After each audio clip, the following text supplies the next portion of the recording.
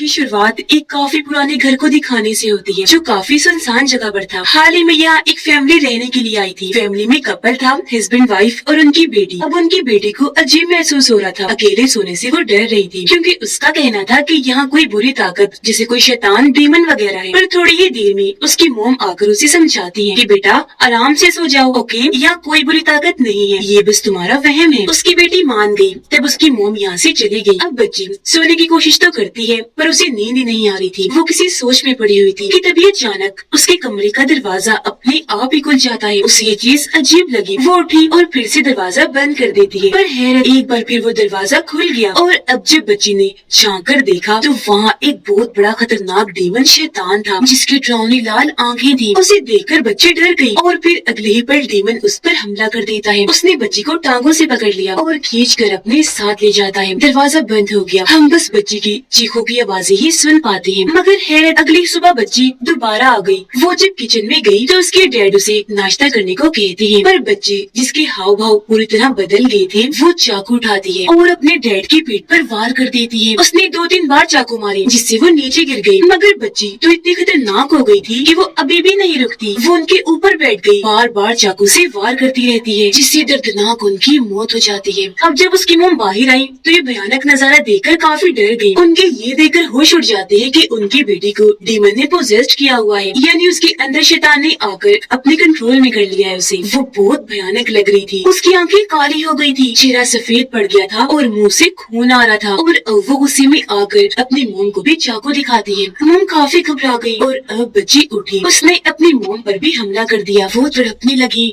उनकी भी बहुत बुरी मौत हो जाती है। इस हादसे के कुछ दिन के बाद लोग उस घर में आते हैं, जिन्हें एक अनजान आदमी ने इस घर में आने की दावत दी थी। ये लोग दरअसल पैरानॉर्मल इन्वेस्टिगेटर्स होते हैं, यानी अजीबोगरीब भूतिया चीजों के बारे में पता लगवाने वाले। इनमें एक का नाम जैक होता है और दूसरे का जोनाथन। अब जैक नए नए तरीकों से इन्वेस्टिगेशन करता है, यानी वो भूतों का पता लगवाने के लिए एडवांस टेक्नोलॉजी को इस्तेमाल करता है, जबकि जोनाथन पुराने तरीकों से। यही वजह है कि जैक का भूतों पर इतना यकीन नहीं होता जितना जोनाथन का था। पैरानॉर्मल इन्वेस्टिगेटर वो बस इसलिए बना ताकि देख सके कि क्या भूत होते भी हैं या नहीं। इतनी ही देर में यहाँ वो अनजान आदमी आ गया, जिसने दोनों को यहाँ बुलाया था। वो काफी अजीब ही लग रहा था, क्योंकि उसके हाव भाव बहुत अलग ही थे। वो अजीब आदमी जैक और जोनाथन को एक फाइल देता है, जिसमें इस घर की तारीख के बारे में सब कुछ लिखा हुआ था, और कहता है कि तुम दोनों को यहाँ मेरे मालिक, मेरे बॉस ने बुलाया है। फिर इस घर के बारे में बताने लगा कि ये 200 साल पुराना घर है और हैरान कुन बात कि हॉन्टेड भूतिया भी है। यही वजह है कि जो भी लोग यहाँ रहने के लिए आते हैं वो 3 दिन से ज्यादा यहाँ टिक ही नहीं पाते, मारे जाते हैं। बहुत सारे लोगों की अजीब तरह यहाँ पर मौतें हुई, पर आज तक समझ नहीं आई कि उन्हें आखिर मारता कौन है। जिसके बाद वो उन्हें शुरुआत वाली फैमिली के बारे में भी जानकारी देता है कि यहाँ एक कपल और उनकी बेटी भी रहने के लिए आई थी, पर बच्ची के साथ न जाने क्या हुआ। उसने पहले अपने डैड को मार डाला और फिर मॉम को भी। बाद में उसकी भी लाश ऊपर एटिक से मिली। पुलिस ने जब चेक किया तो उसकी पीठ पर चाकू के निशान थे, यानी कि उसकी पीठ पर चाकू से वार किया गया था और उसकी मौत हुई थी। और ऐसी कई सारी मौतें अजीब तरह से यहाँ हुई हैं। और अब मेरा बॉस तुम दोनों को एक ऑफर देना चाहता है कि तुम भी 3 रातें यहाँ पर गुजारो और इस केस को हल करो। पता करवाओ कि इस घर में होने वाले हादसों की वजह क्या है। इन 3 दिन पूरे घर को लॉक कर दिया जाएगा, मतलब तुम यहाँ से बाहर नहीं जा सकती। तुमसे गाड़ी की चाबियाँ और फोन भी ले लिए जाएंगे और इस काम के बदले दोनों को $50,000 दिए जाएंगे। ये ऑफर सुनकर दोनों मान गयी। इसलिए अब वो अजीब आदमी गाड़ी की चाबी और फोन लेकर यहाँ से निकल जाता है। जैक अपने ब्रीफकेस से पैरानॉर्मल चीजों की इन्वेस्टिगेशन करने का सामान निकालता है, जो काफी हाईटेक था, और वो अपने काम पर लग गया। तभी उसके पास जोनाथन आता है, जो बताने लगा कि मेरे पास ये ताकत है, मैं भूतों को देख सकता हूँ और इसी तरह मैं अपनी इन्वेस्टिगेशन करता हूँ। जैक कहता है कि मेरा यकीन साइंस पर है और मैं अपने नए नए तरीकों से भूतों का पता लगवाता हूँ। जिसके बाद दोनों अलग अलग होकर पूरे घर की छानबीन करने लगते हैं। जोनाथन जब एक कमरे में गया तो वहाँ एक साइकिल अपने आप ही चलने लगती है, जो देख वो थोड़ा डर जाता है। उधर जैक अपना सामान लेकर उस कमरे में आया जहाँ उस बच्चे की मौत हुई थी, पर उस कमरे का दरवाजा अपने आप ही खुल गया। जैक जैसे दरवाजे को बंद करने गया, वो खुद ही जोर से बंद हो जाता है। इससे उसे अजीब तो लगा, पर वो नजरअंदाज करके अपने डिवाइस को देखने लगता है, जिस पर फ्रीक्वेंसी अपने आप ही बढ़ने लगती है। और ये देखकर तो वो काफी हैरान रह गया, क्योंकि इतनी ज्यादा फ्रीक्वेंसी होना मुमकिन ही नहीं था। फिर जब वो नीचे आने लगा तो उसे कुछ आवाजें सुनाई देने लगती है। आवाजों का पीछा करते हुए वही कमरे कमरे के बाहर आ गया, पर जैसे अंदर जाने लगा उसके पास जोनाथन आ जाता है और उसे वहाँ से अपने साथ ले गया। जोनाथन उसे एक गन दिखाता है जो उसे घर के एक कमरे से मिली थी और अब ये दोनों इस गन को अपनी हिफाजत के लिए साथ रख लेते हैं। रात को जोनाथन अपने आसपास मोमबत्तियां जलाकर बैठ गया। उसने हर जगह पर एक जादुई पाउडर भी डाल दिया था जिससे अगर आसपास कोई भूतिया चीज हो तो वो जल्द सामने आ जाएगी। और टेबल पर सामने वो आत्माओं भूतों से राब्ता करने वाला बोर्ड रख लेता है ताकि यहाँ जो भूत आत्मा है उससे जोनाथन बात कर सके। वो हर कोशिश करने को तैयार था कि तभी उसके पास जैक आकर बैठ जाता है। वो जोनाथन से कहता है कि मैं तुम्हारा काम देखना चाहता हूँ ताकि ये जान सकूं कि तुम सच में भूतों से बात कर भी सकते हो या नहीं। और अब जोनाथन अपना काम शुरू कर देता है। वो आत्माओं को पुकारने लगा पर आगे से न कोई जवाब आता है और न वो खुद आई। ये देखकर जैक उस पर हंसने लगा। जोनाथन को अपनी बेइज्जती महसूस हुई, इसलिए वो मजाक मजाक में उसकी वाइफ के बारे में गलत बात कह देता है उसे शर्मिंदा करने के लिए। जो सुनकर जैक को गुस्सा आ गया। वो जोनाथन पर भड़क उठा, काफी बातें सुनाकर वहाँ से चला जाता है। जैक जब अलग कमरे में गया तो वहाँ वो अपनी वाइफ की आखिरी निशानी लेकर रोने लगता है जिससे हम समझ पाए कि उसकी वाइफ की मौत हो गई है। जोनाथन जब कमरे में अकेला था तो वहाँ वो डीमन आ जाता है जो बोर्ड के जरिए उससे बात करने लगा। वो उसे लिख के कहता है 2 नाइट्स लेफ्ट, यानी अब 2 ही रातें बची हैं। जो देखकर जोनाथन काफी घबरा गया क्योंकि वो समझ गया था कि डीमन क्या कहना चाहता है। डीमन 2 रातों के बाद उनके साथ भी कुछ कर देगा। रात को जब जैक सो रहा था तो डरावने सपने की वजह से उसकी आँख खुल जाती है। उसने जब दरवाजे की तरफ देखा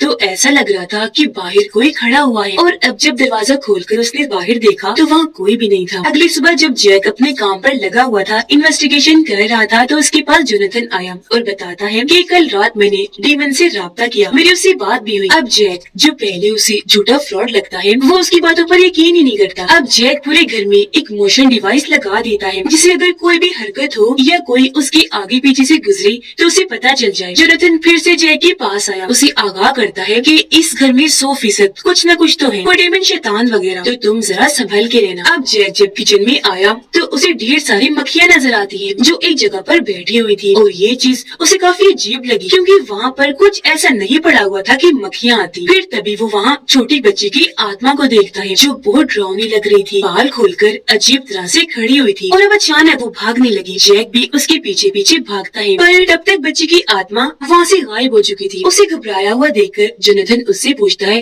कि तुमने क्या देखा। जैक बताता है कि मैंने एक छोटी बच्ची की आत्मा को देखा। ये सुनकर जैक उसे शुरुआत वाली छोटी बच्ची की लाश की तस्वीर दिखाता है और पूछने लगा कि यही वो बच्ची थी, जिस पर जैक हाँ बोलता है। और अब इन्हें एक कमरे से आवाज सुनाई देती है। ये जब वहाँ चेक करने गई तो छोटी बच्ची की गुड़िया वहाँ पर पड़ी हुई थी जिसे मोड़कर वहाँ फेंका गया था और सबसे चौंका देने वाली बात कि उसका सर काटा गया था और गर्दन वाली जगह से खून निकल रहा था। ये देखकर जैक ने गुड़िया को हाथ लगाया और अब उसकी होश उड़ गई क्योंकि गुड़िया पर लगा हुआ खून एकदम ताज़ा था। जो देखकर आखिर जैक को यकीन हो गया कि ये घर सच में हॉन्टेड भूतिया है, यहाँ आत्माएं भूत वगैरह भी लाजमी है। अब तभी जोनाथन अपनी एक डीमंस वाली किताब निकालता है जिसमें भूतों आत्माओं को भगाने का तरीका पूरा प्रोसेस लिखा हुआ था। जोनाथन जैक को बताता है कि इस घर में खतरनाक डीमन है जिसे हम इस किताब की मदद से भगा सकते हैं और इस घर में जितने भी लोग मारे गए सबको उस डीमन ने ही मारा था और अब उसे रोकना है ताकि वो मजीद किसी की जान ना ले सके। ये सुनकर जैक जोनाथन को एक वॉकी टॉकी मोबाइल डिवाइस देता है ताकि ये दोनों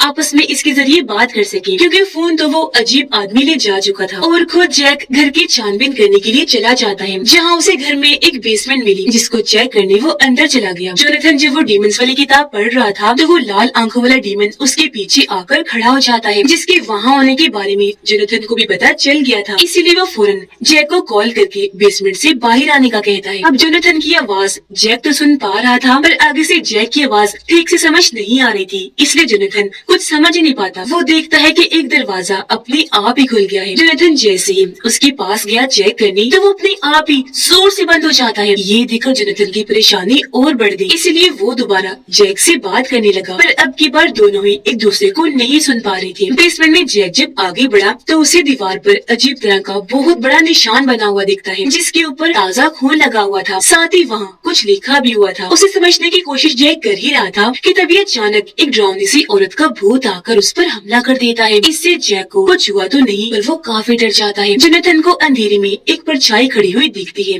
उसे लगा ये जैक होगा तो वो उसको पुकारने लगता है, लेकिन जब वो परछाई अंधेरे से रोशनी में आई तो पता चला ये जैक नहीं है बल्कि ये उस बच्ची के डैड की आत्मा थी जिसे बच्ची ने मार दिया था। अचानक उस आदमी की की आत्मा काफी भयानक बन जाती है। वो अपना खतरनाक मुंह खोलकर गुस्से से जोनाथन पर चिल्लाने लगा और फिर उस पर हमला कर देता है, जिससे जोनाथन के हाथ पर जोरदार कट लग गया। उसे तकलीफ पहुंचाकर आदमी का भूत वहाँ से चला जाता है। थोड़ी देर बाद जैक जब वापिस आया तो जोनाथन को जख्मी पाकर उसके हाथ की मरहम पट्टी करता है और बताने लगा कि कल रात मैंने बेसमेंट में क्या कुछ देखा। तभी अचानक फोन की घंटी बजने लगी। अब यहाँ हैरान करने वाली बात ये थी कि फोन की तार कटी हुई थी, लेकिन फिर भी कॉल आ रही थी और ये चीज इन दोनों को भी काफी हैरान करके रख देती है। खैर फिर भी जोनाथन फोन उठाता है। फोन पर जैक की वाइफ थी, इसलिए वो फोन जैक को दे देता है। उसकी वाइफ बात करने लगी, कहती है कि तुम अगर चाहते तो मुझे बचा भी सकते थे। अब हम जानते हैं कि उसकी वाइफ तो मर चुकी है, इसीलिए अपनी मरी हुई वाइफ की आवाज सुनकर जैक तो जैसे होश उड़ गई और अब उसे यकीन हो गया था कि हाँ भूत सच में पाए जाते हैं। फोन बंद करने के बाद जैक जोनाथन को बताता है कि मेरी वाइफ का भी भूतों पर बहुत यकीन था। उसका कहना था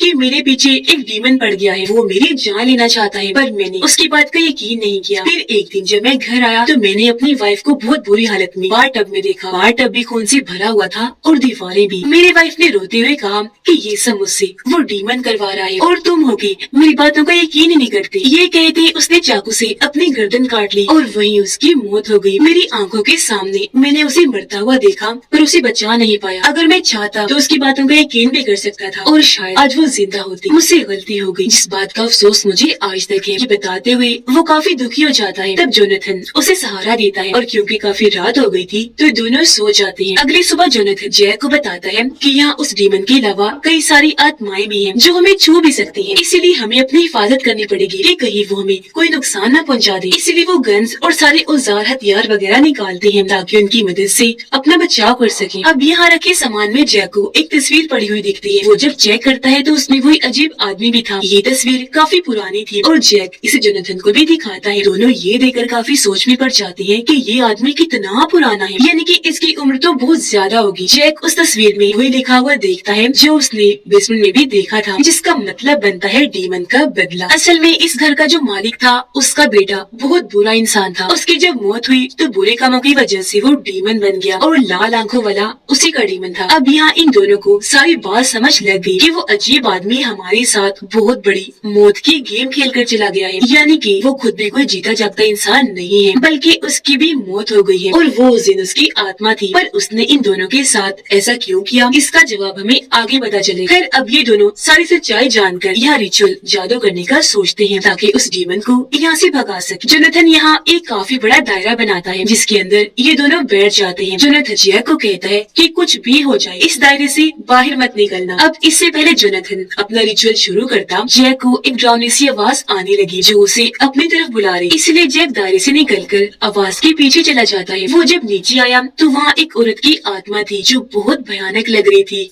और अब वो जैक पर हमला कर देती है। उसकी आवाज सुनकर जोनाथन गन लेकर नीचे आता है जहाँ उसे बच्चे की आत्मा बड़ी अजीब तरह खड़ी हुई दिखती है। हाथ में उसने चाकू पकड़ा हुआ था, जिसके अगले ही पल वो यहाँ से गायब हो जाती है। अब तभी यहाँ जैक आया। वो जोनाथन को फौरन यहाँ से भाग निकलने को कहता है। इनकी बातें चल ही रही थी कि तभी औरत की आत्मा फिर से इनके पास आकर खड़ी हो जाती है। उसे देखते ही जोनाथन शूट कर देता है। गोली लगते ही वो ढेर होकर नीचे गिर जाती है, जिसका मतलब था कि ये भी आत्माओं को चोट पहुंचा सकते थे। तभी यहाँ पर एक और आदमी की आत्मा जाती है जो तो बहुत ही बदसूरत और डरावना लग रहा था क्योंकि उसकी आंखें खून जैसी लाल थी। वो भी अपनी अपनी जगह से हिली हुई। यह जैक उसे लड़ता है। दोनों में काफी देर तक लड़ाई चलती रही, पर क्योंकि आत्मा खतरनाक थी तो ज्यादा देर तक जैक उसका मुकाबला नहीं कर पाता, इसलिए वो यहाँ से भागा और एक कमरे में जाकर छुप जाता है जहाँ उसे एक और आदमी की आत्मा मिली जो बहुत डरावना लग रहा था। उसका पूरा चेहरा ही बिगड़ा हुआ था जिसे कोई भी देखकर डर जाए, पर वो इतना ताकतवर नहीं था, कमजोर था, इसलिए जैक उससे लड़ता है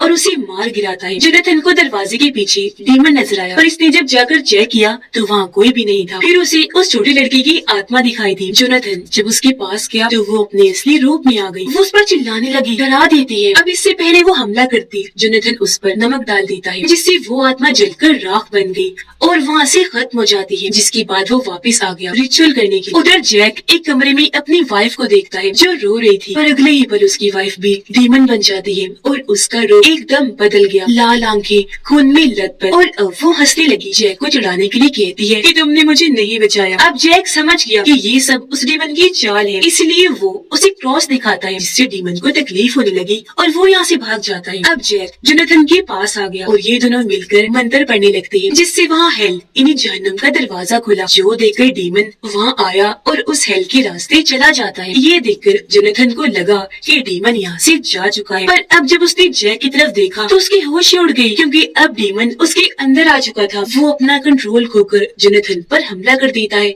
उसका गला दबाने लगा। अब कैसे भी करके जोनाथन को अपनी जान तो बचानी ही थी, इसीलिए वो चाकू लेकर जैक पर हमला करके उसकी जान ले लेता है और फिर घर से बाहर आ गया। वो जाने ही लगा था कि तभी उसके पीछे वो डीमन आकर खड़ा हो गया। कहता है जोनाथन इतनी जल्दी हार मान गई। ये सुनकर जोनाथन को गुस्सा आ गया। वो समझ गया कि ये डीमन है और अपनी गन को वो डीमन पर तान देता है, यानी कि जोनाथन जो इकलौता बचा था वो डीमन से लड़ेगा, पर सारे लोगों की तरह वो भी मारा जाएगा, क्योंकि ये हेल का डीमन है इतना खतरनाक कि इसे इतनी आसानी से खत्म नहीं किया जा सकता। ये लोगों को इसी तरह मारता रहेगा, जो भी यहाँ आएगा 3 दिन में ही उसकी मौत पक्की है। अब यहाँ हम जान पाए कि सच में वो शुरुआत वाला अजीब आदमी मरा हुआ था और वो उसकी आत्मा ही थी जो लोगों को यहाँ लाने का काम करता है, ताकि डीमन उन लोगों को मार कर उनकी आत्माओं को अपने साथ हेल में ले जाए और फिर उनके भूत इस घर में घूमते रहे। यही वजह है कि ये घर भूतिया है। जैक और जोनाथन को भी यहाँ लाने का मकसद यही था, ताकि डीमन उनका भी शिकार कर ले। उन्हें ट्रैप जाल में फंसाकर यहाँ लाया गया था और ये सिलसिला ऐसे ही चलता रहेगा। मौतें यहाँ पर होती रहेंगी और वो अजीब आदमी लोगों को यहाँ पर लाने का काम करता ही रहेगा। और इसी भयानक एंडिंग के साथ ही इस फिल्म की कहानी यहीं पर खत्म हो जाती है।